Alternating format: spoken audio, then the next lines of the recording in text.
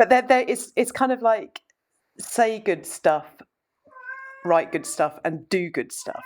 So the people who are really standing out, they're creating and they're writing and they're doing all of the podcasting, all of those things, but they're also doing good stuff in the real world. I know that's a tall order, isn't it? Just to say good stuff, you've got to do it, demonstrate it as well, if you really want to stand out. Welcome to Reputation Revolution. This is the podcast where we help individuals like you to establish your voice in the marketplace, enhance the credibility of that voice, extend the reach of your story and your message, and finally, extract value from your efforts in building a meaningful personal brand that's both recognized and respected. Now, on with the show. Alrighty, welcome back to the Reputation Revolution. My name's Trevor. Great to have your company here today. Today we're going to talk all about unlocking and shaping and communicating the ideas that matter. These are big conversations, and I'm joined by Sonja Nisson from the School of Valuable Content. She comes from Bristol in the UK, and I'll get her to tell us a little bit about herself. But we're going to have a philosophical conversation about writing, vulnerability, deep content, and all the things that matter when it comes to creating content. G'day, Sonja. G'day, Trevor. It's lovely to see you and hear you.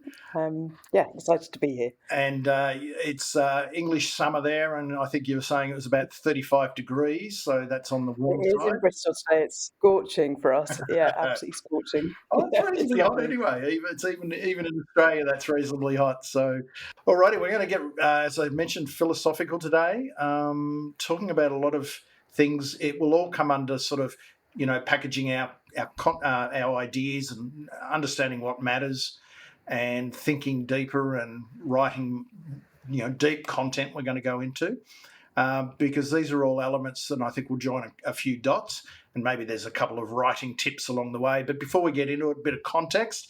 Tell us a little bit about yourself and the School of Valuable Content.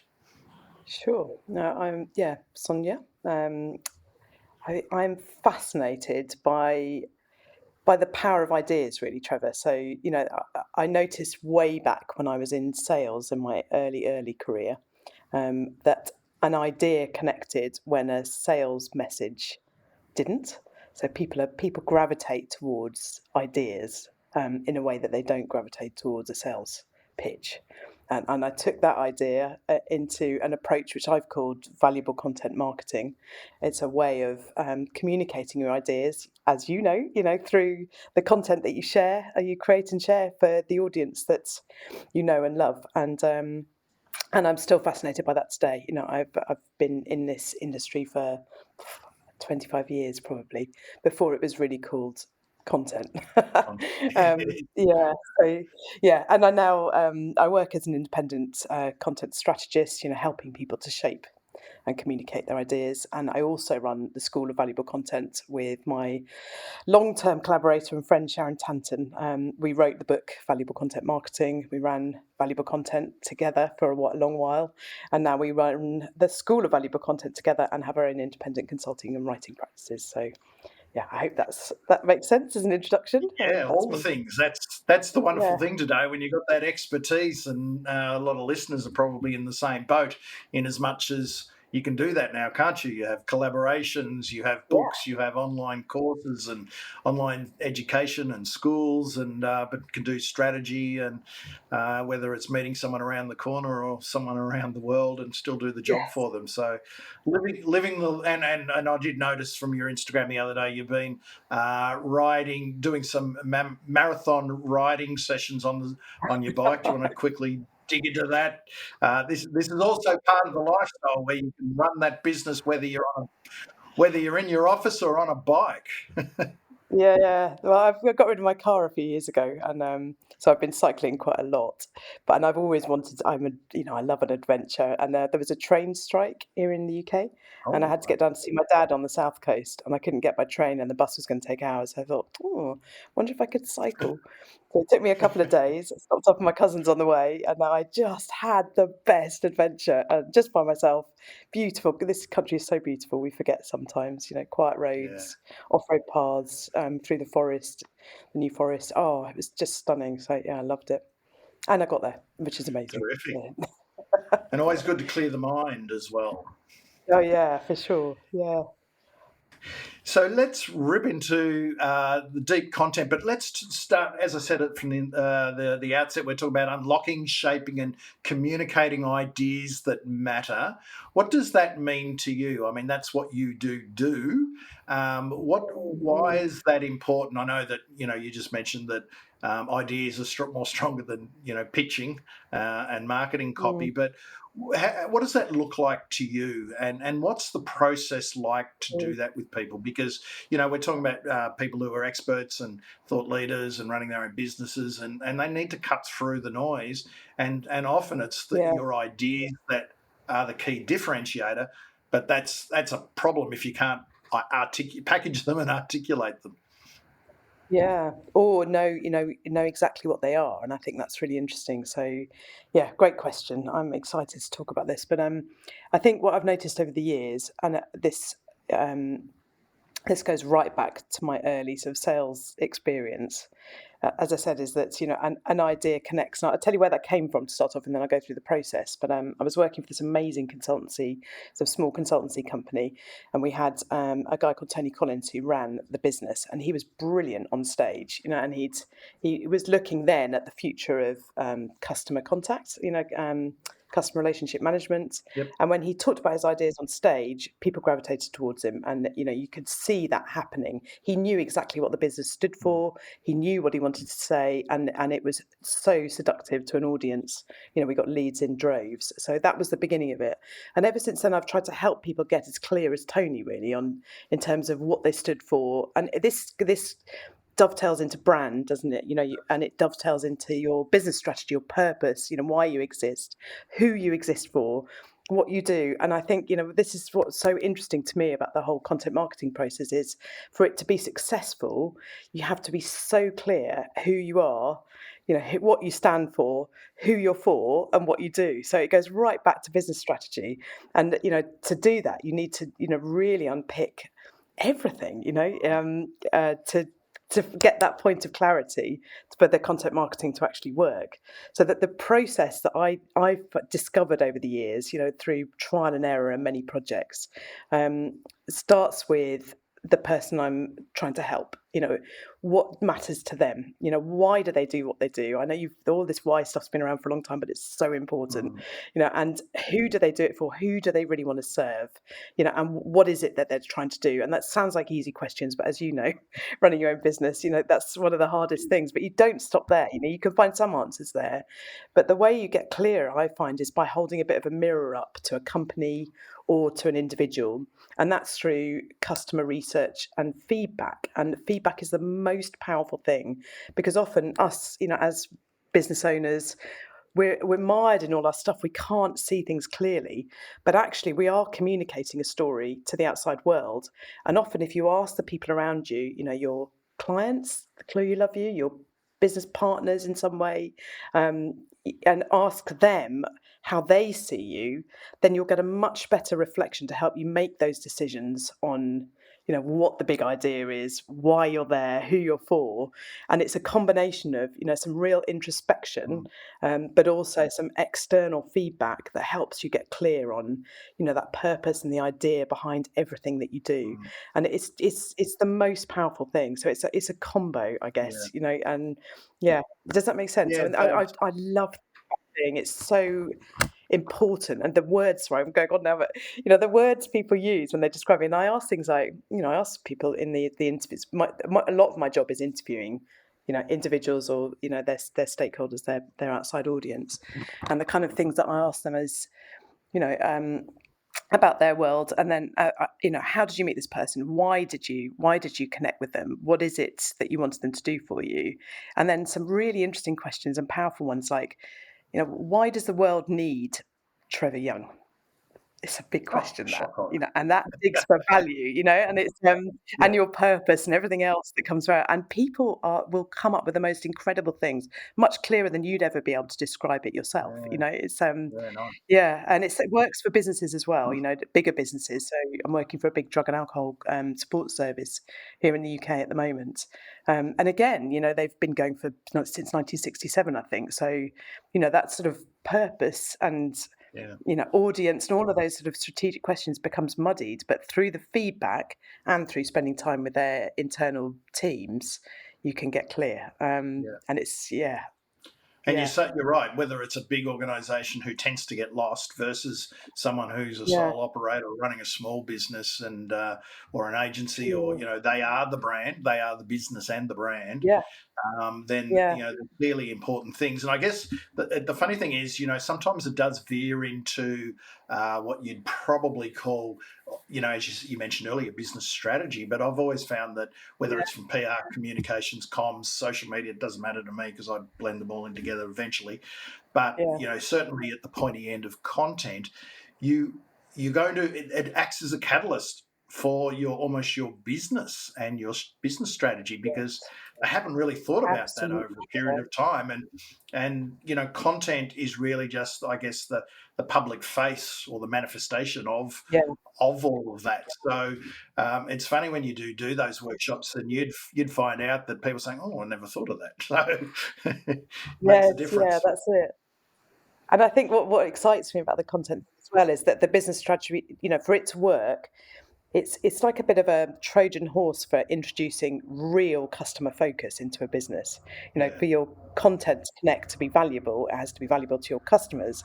So, you're turning people's mindsets around in some ways. So like, you know, this is for them. Yes, it's coming from you, but it's a customer focused act, yeah, and that can start with your content and then ripple through the business in terms of the way services are created, where how the business is structured. Even I know I'm pushing it this, but it's a bit, it's a catalyst for customer yeah. focus. I think really powerful Now, one. this is where it gets interesting too, because I mean, and I've been debating for the last couple of episodes, been sort of expert versus thought leader, and we're talking about, I talk about utility content, which is useful and helpful and very much Mm, about mm, those customer pain points and needs and challenges and everything. Whereas thought leaders, often that's not as much top of mind. You still got to be relevant, of course. But my theory has yeah. always been, well, people don't know what they don't know. And sometimes, a Mm, true thought leader will go there and join dots and blow people away. And that's more the ideas part, isn't it? So sometimes there's yes, that little it bit is. of tension between the two, because some of the best content creators are pushing boundaries, and whether it's provoking thought even. But when you're putting out ideas, you've got to be prepared to wear that, don't you? Yes, you do, and I think the content creators, the thought leaders that I really, really respect do have a combination of both. They have Yeah, that big idea and then they tell you how to implement it. And that's the how stuff, isn't it? yeah. So I want both, I want both. Yeah, and I mean, I guess you get writers and authors who, they make their money out of just thought provocations, and then you get the experts who just make their money out of teaching someone how to do it, or they know how to do it, and then they go off and do it. And then Yeah, there's that. I'm yeah, finding there's now people who are starting to straddle both, and I think that there's a little bit of a balance there. But I think that's the most powerful yeah, position to be, because as I said on the podcast last week, that expertise is becoming commodified, and there's a lot of experts, and to differentiate yourself's quite hard. And sometimes the best mm, way is through your personal brand and how you create content. And sure, it might be your yeah, personality, but it will be your ideas and how you put those out into the world. Now, definitely. you're more of a a writer. I mean, content will come out in audio, video, whatever, but you tend to focus more on words. Is that'd be true? I love the written word. I really do. And I think, we're all different, aren't we? And I appreciate. I soak up my own ideas through the written word. I know it shouldn't be, just that, but I feel comfortable in that way, and I just love words. Yeah, So yeah, yeah. that's my happy space. I'm not saying I'm not enjoying talking to you. This is lovely, and you're a very good interviewer. But words, I find, written Yeah. words, yeah, So we'll probably have a skew yeah, towards writing today for this episode, but the thinking applies more broadly. mm, But let's put our writing hat yeah, on, which is good because that's my background as well. So we're on good yeah, territory here. So you wrote an article some time back, and it's really stuck with me, the power of an idea, around deep yeah, content. And, I guess we live in a world now where everyone wants just to bang out content to fill their pipeline or a quota and just get it out there because I'm told I have to get out there without any thought mm, about, the depth of that content. And I guess mm, too, if you're going to be a bona fide thought leader and aspire to that type of role, then you've got thoughts, and thoughts take depth, and they take percolation and thinking, and yeah, sometimes we hear, oh, it's got to be quick, it's got to be niche, it's got to be all of that, and we get into that zone where it's true, snackable content's great, but the stuff that gets mm, shared, mm, noticed, Google loves, is actually long form content. But deep mm, content is not necessarily long form. I don't want to confuse those two either. Probably is. It probably is, but it's the depth of thinking you're talking about. So why don't you yeah, yeah. let us in on the whole notion of deep content, and then we can go, excuse the pun, a little bit deeper. Yeah, well, I think there's maybe a useful metaphor that we can nick from the world of economics to sort of describe the power of this and the need for it. And I found this quite a lot of years back, through a guy called Robin Sloan. But he talks about the need for stock and flow content. So Mhm. stock and flow, as in the world of economics. Flow content is the more the more ephemeral stuff. It's the blogs that we create, the newsletters we're producing, the social media feed, tweets, or posts that we're putting out on a regular basis, which is all good, and we need that to keep the conversation going. But we also need to balance that with the stock Yeah. stuff. That's the heavyweight stuff, thing that sticks around, the books, the guides. But it doesn't need to just be written. It could be, like when Sharon and I were running valuable content, our most valuable piece absolutely was the book that we wrote. That was the thing that got us furthest. Alongside that, we had this map, the land of Mm. content, it was called. It And literally is a and map. It literally is a map.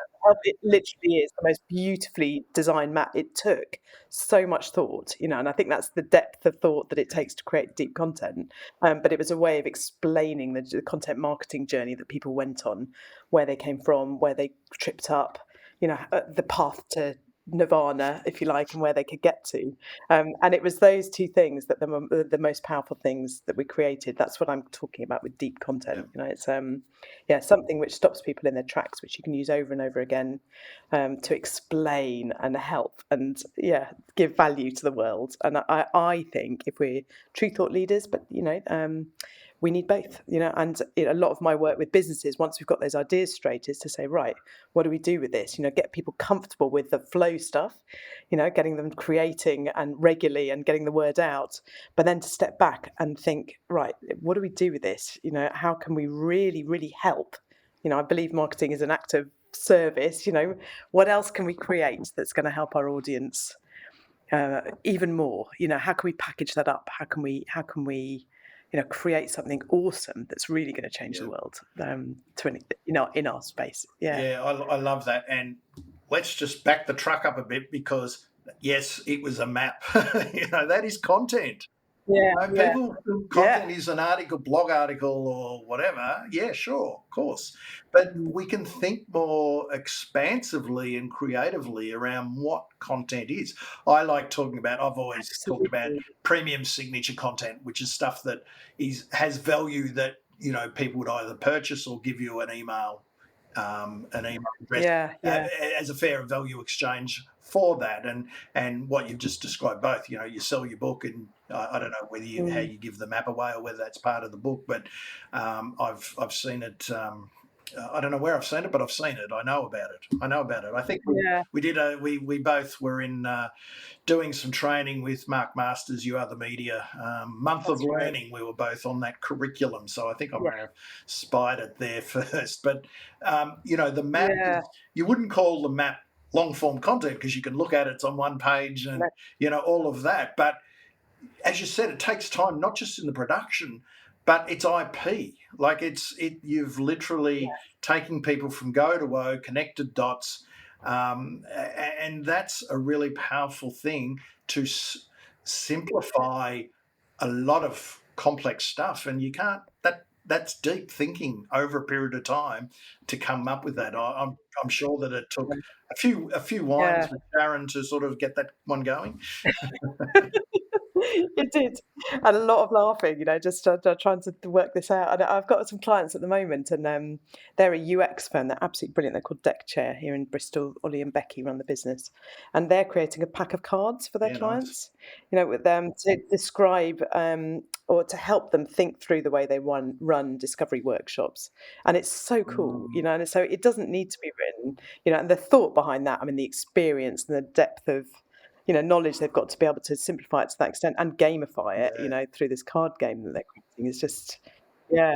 But it's so helpful, it's, yeah, So yeah. let's unpack that a little bit more. Then, why go deep then? So we've said, well, this is what deep content is. It's obviously there's depth of thought there. It's however that's manifested in the content that's created. Mm, You talked about in that article, look, it shows your commitment and you're going above and beyond it. It leads to those things. I guess that's a bit like a book too. The shorthand, we need cognitive shortcuts, don't we? They've written a book, they must be an expert.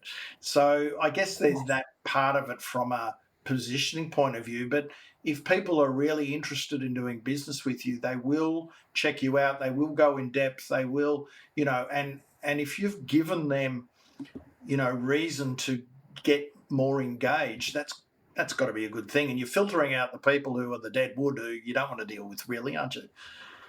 yes, yeah, yeah, and there's so many answers to that question. So why, why deep content? Again, a bit like my first answer, I think it's sort of internal and external. So, you've described the external reasons. It positions you.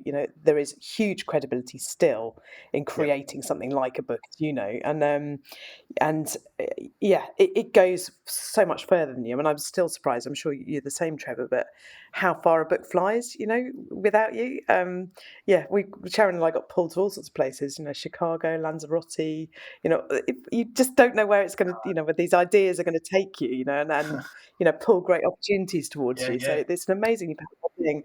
But I think there's an internal thing as well. I think as thought leaders and experts, through creating this stuff, through creating a book, we're packaging and our methodology. Basically, we have to think so hard to be able to create this stuff that it makes us better at what we do. So we're having to think about our process, and the reasons behind it and the psychology behind it and the way it works. And through that process of creation, we become better at what we do. yes, So you can't not, the thought we put into it works for us too, and then that has its own, you know benefits, evidently, doesn't it, in our absolutely. practice. And it's okay to change it too. I mean, I've like Yeah, yourself yeah, created frameworks and methodologies and all of that sort of stuff, and you and have. then I could do Yeah, that better, and then you go back to the well. And, I'm yeah, going to market it again. But the whole idea yeah, is yeah. that people who are exploring ideas in public, putting out those methodologies and those frameworks, and Mm, often the old days that hold that to their chest, and some of the old school, yeah, I guess, practitioners hold that stuff to their chest, whereas others now give that away, and because yeah, only you can really do it for them anyway, but you can still teach them to yes, do it and get so far, but then clearly they have to pay to get deeper into your world. But yeah, yeah. it's such a thing that it changes. But walk us through. Do you think that most deep content will end up in a framework or a methodology, or is it more the exploration of an idea? Some people might connect Mm, dots, others might take an idea really deep. What you know, what's the domain in that regard? that's a good question. I hadn't thought about that before. I don't know if it matters necessarily. I think, most of us as experts, we, as you said, we're joining what we can bring is that joining of dots for people, isn't it? And a lot of the time, that comes, we're creating a way through a change for people, a Yeah, from and a to transformation. a journey, like the map, and that necessarily is a methodology, a set of processes. Yeah, There's an idea at the start of it, yeah, but it does go through. So I think it's again, the people I appreciate are doing both. mm, Yeah, they're shining the light on a different way of thinking about things, yes, but then I want to know how to help. And again, we're not doing ourselves out of business that way. Some yeah, people will take that and run with it. yeah, But it's a world of abundance. Other people will want that help. A lot yeah. of people can't, That's they true. haven't got the experience we've got, so they'll want us even more. Yeah, That's it. And I guess it comes also back to I guess if you are not necessarily a thought leader, but just a subject matter expert who understands best practice, can go deeper than most people, got the experience, mm, the track record, and is happy to go drill down and to share that. That's fine too. You just really, it's of deep. You're course, going deep into a topic that absolutely, people can like yeah. go, wow, and then they can say, "You can do it. Can you do it for me?" That's Yeah, exactly, you know, exactly, and, that's still, that's equally valid. It's not more or less so. That's it, yeah. that's you're gonna get you an awful long way. So it's yeah, yeah, And the good thing is, deep content requires deep thinking, and deep thinking is always going to be about ideas that push you further, evolve, differentiate, and this is where it becomes so important. It's original mm, thinking, which will differentiate you in the marketplace. And today, the hardest thing to yeah, do is differentiate. There's two hard things: differentiate yourself, and then stand out from people and stay relevant and on yes, their radar over a period of time. And I yes, guess if you've got these ideas and that can travel, and you can keep yeah, drawing people into your world and your ecosystem, that that is your point of differentiation. But then if you can keep doing that and you keep fronting up, then you mm. become part of their world, that's the next challenge. Yes, yes, it is. Yeah, that's absolutely true. And I think it has got harder, hasn't it, in a lot of ways, to Yeah. stand out. Oh, When I first went into this, say 2008, I think I got on Twitter, for example, and started blogging. It was such a new thing, wasn't it? oh, Yeah, before right. that, we were paying for thought leadership articles through PR experts like you in your past, Trevor, as well. But yeah, it's constant differentiation. And I think the people I really respect now are not just writing and sorry, that's my cat. I do apologise. She's really noisy. Um, Doing anyway, some deep um, meowing. it's a very deep meow.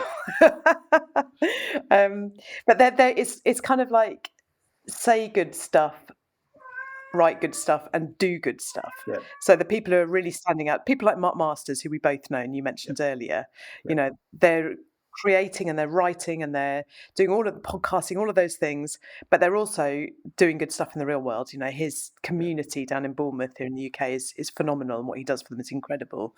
So I think these days it's not enough. I know that's a tall order, isn't it? Just to say good stuff, you've got to do it, demonstrate it as well, if you really want to stand out. Yeah, yeah. that's the hard But bit. people coalesce around ideas, philosophy, way of doing things, principles, values. All that should come out in your Yeah, content. And if you want to, I'm a yeah, believer that you kind of build.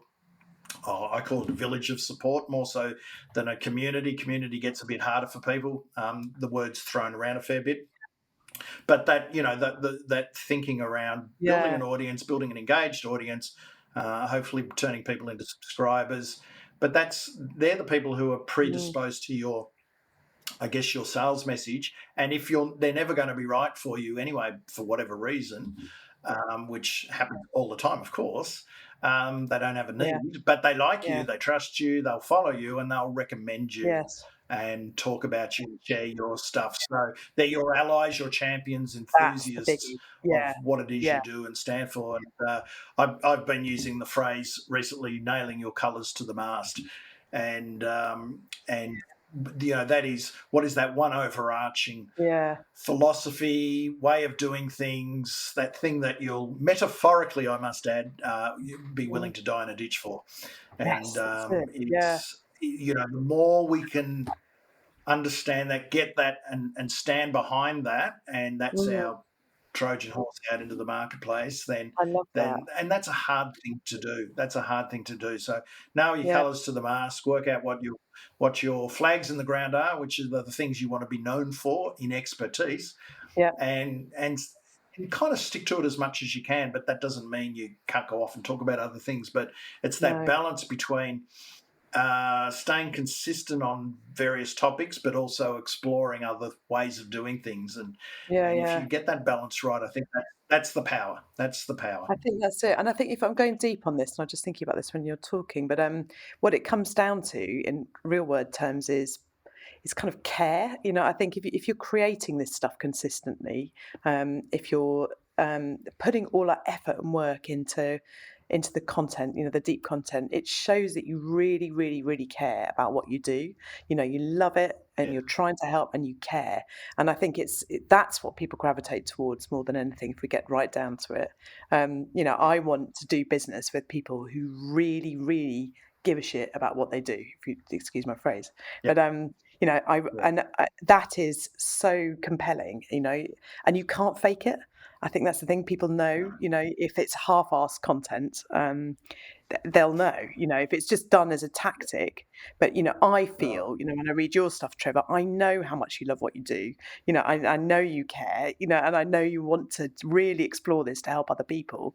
Therefore, I value, your content, and therefore I know you're an expert and a thought leader in your space. Does that make sense? So it comes down to what people feel, and they yeah, want people who care about their stuff deeply, and if we're going to create deep content, we have to, because it's a hell of a job, isn't it? So yeah. that's right. And I love where this is going, because I guess we're in an area where we're in a world. We're in a world where, sounds like a movie soundtrack, doesn't it? In a world where, um, you know, people bang out stuff. Oh, we're going to do that. We'll tick that box. We'll get it done. And, oh, I've been Yeah. approached by people to do that.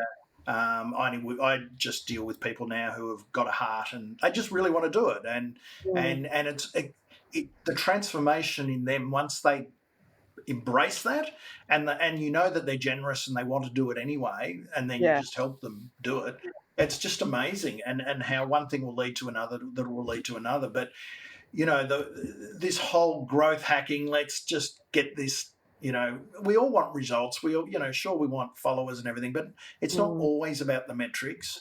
It's not no. always about, some of the best ideas might not fly, but that doesn't Yeah. mean they're not worth pursuing and Yes. keeping to put out there, and trying to find people who are going to join the conversation in on what it is that you're putting out there in the world. But Mm, mm, that, I guess the other part of it, Sonja, is, and what I love about your writing is that you're very vulnerable in your writing. I believe you care with your writing and what you put out there. But vulnerability is, probably the hardest thing to do in writing, yeah. particularly as Mm, professionals, mm, and putting those stories out there and showing a bit of vulnerability. I know that word, along with thought leadership, personal branding, everything else, has been bastardized. mm, Authenticity, it's all been bastardized within an inch of its life. But mm,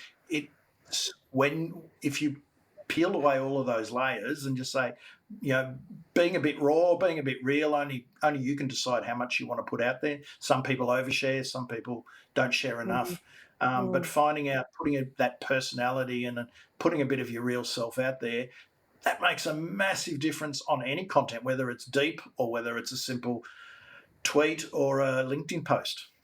Absolutely, absolutely, and people do really struggle with this, and I think they struggle partly because they see.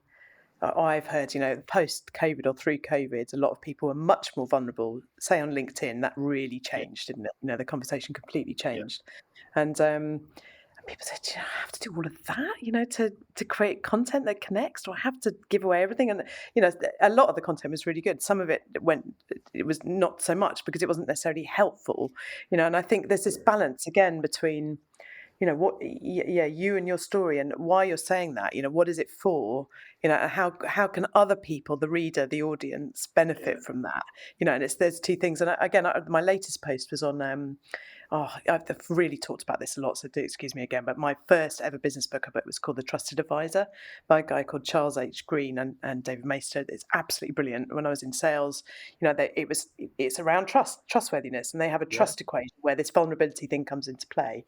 And the equation, to be trustworthy in other people's mind takes a combination of the hard stuff, you'd expect, your credibility, your reliability, but it also it's the other part of the equation is around intimacy, which is a weird word, in the business realm, and it smacks of vulnerability, doesn't it? Intimacy is showing up as a human being, dealing with people, outside of as we would outside the business realm as a human being, and that's where the intimacy come in. But so trustworthiness is a combination of credibility, reliability, and intimacy, divided by self-orientation. So it can all be destroyed by being self-oriented. So if that makes so, yes, you can share your innermost stories if it's of value to other people. That's Yeah. the not self-oriented, but other oriented, of Yeah. value to them. So it's that combination again, I think. It's like, Yeah. what is the purpose of me sharing this stuff? Why am I doing it? And Yeah. what will it change for the reader? And it's always bearing those two in mind, which makes it easier for me, I think, and when I'm helping other experts to feel that it's okay. It's like, Yeah. why are you doing this? Not just because vulnerability sells, it's because, sharing your own stories, we learn from other people's 100%. mistakes, successes, all of those things. Yeah. And that's the important thing. And again, when I'm doing the interviews for my clients, with their customers, and I also ask, as well as trying to dig deep about where they, how they position this person or this business, I'll also ask about the type of content that would really wake them up. And they always say stories of other businesses like me, who've gone through a similar experiences. I want the warts and all stories, what worked, what didn't work, the whole thing, that's the kind of content that they really appreciate, and it comes up in virtually on every single interview that I do. We It want those does. intimate stories, we want them. Yeah, We do, and yeah. we've had enough of we like the success stories. We love hearing that. We We do, we we love get that. motivated by it. Yeah, But there has been that swing against. That's fine, but that's a veneer, and that's yeah, yeah, the polish. Instagram, our perfect self, Yeah, where there's always a swing back the other way. I think that the two work well together. don't they? By Yeah. self-orientation, you're thinking self. You're saying sort of self-centeredness. It's Yes, I am. you're Yeah, putting it out there, exactly. but it's about you. It's not about Yeah. your audience. There's no takeout for the audience. Is that what you mean? In that? Exactly, and I think that's why the writing valuable content is such a brilliant challenge, because yes, it's about you and Mm, your ideas, but it's for the audience. So you that's have to right. make it It's a relevant it's a service for them. mentality, isn't it? Yeah, yeah, exactly. So, when Yeah. at the school, we run a writing club and courses on how to create this stuff, and we have a really simple template, our valuable content template, and that just asks some really simple questions of people. And one of them is, obviously, what do you say? What do you want to say? What are the key messages you want to get across? Who is this for? And why do they need it? How will they feel different at the end of it? What will they do differently? What they think differently? What they feel differently? And it's that balance we've got to get right. It's yeah. So it's the two sides of that coin. It's got to be, yeah, a communication of our ideas for a purpose, for somebody. What does it do for them? Yeah. Yeah, and I guess that's where it's swung too far because that vulnerability, call it whatever, that authentic self sort of thing, it works on social media. It certainly works on LinkedIn. We've seen it, and now you get people doing it. Why are they doing it though? What's the takeout? There might be some messaging there and some lessons Yeah. learned, and I think that's great because you can kind of pick that up. But sometimes it's a platitude.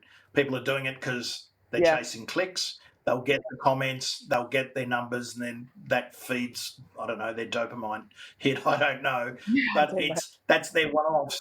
Is it part of a body of work? And I've just done a Yeah, whole thing today on a body of work. and why it's important, and it's the step by step and the consistency and showing up consistently and delivering value is always better than just randomly coming in and out of the picture, with a shot of genius.